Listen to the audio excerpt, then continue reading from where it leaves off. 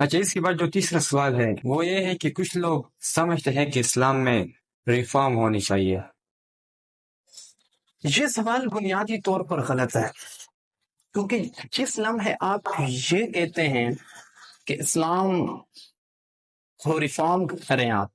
تو اس کا مطلب یہ ہے کہ وہ چیز جو پرفیکٹ ہے، دیکھو ریفارم ان چیزوں میں کی جاتی ہے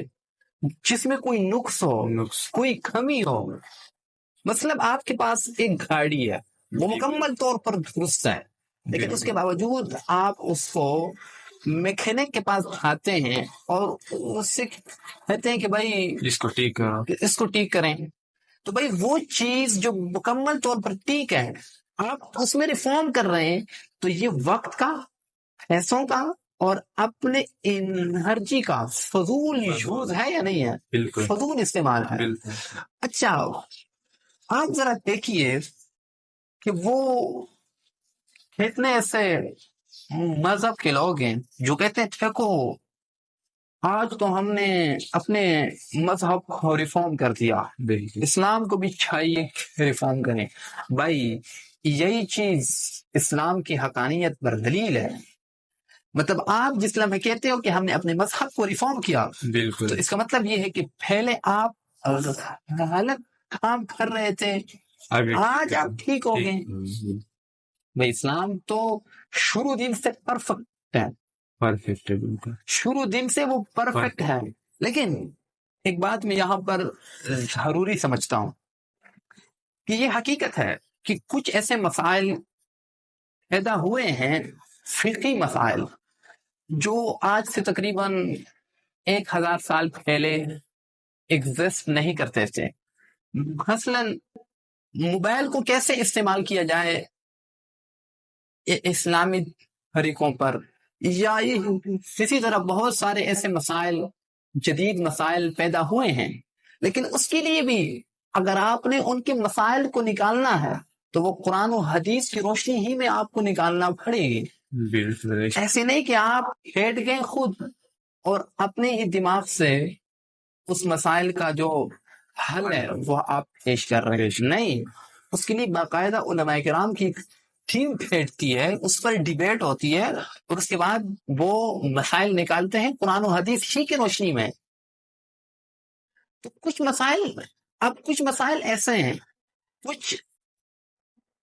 اسلام نے کچھ باتوں کا مکمل طور پر ہمیں واضح بتا دیا کہ اس میں قیامت تک چینجز نہیں آ سکتے۔ مثلاً بھائی شراب حرام ہے تو تا قیامت حرام رہے گی، سود حرام ہے تو تا قیامت حرام رہے گی۔ آپ چاہے جتنا بھی کہو کہ بھائی سود کے بغیر کوئی چارہ نہیں ہے، اسلام اس بات کو نہیں مانتا، اور یہ بات کبھی بھی ہم یہ نہیں کہہ سکتے کہ بھائی معاشرہ چینج ہو گیا تو بھائی ہم اسلام کے اس حکم کو بھی چینج کریں، یہ نہیں ہوتا۔ ہاں کچھ باتیں ایسی ہے کہ اس میں اسلام نے خود گنجائش رکھی ہے، ہاں کچھ باتیں ایسی ہے کہ جس میں اسلام نے خود گنجائش رکھی ہے۔ مثال کے طور پر اب جو حکومت کا سیٹ اپ ہے، اسلام نے بتا دیا کہ بھائی حکومت کیسے ہونی چاہیے، حاکمیت اللہ تعالیٰ کی ہوگی، اور حکومت کے جو اوپر کے جو مسائل تھے وہ تو اسلام نے ہمیں بتا دیے، لیکن ان کے اندر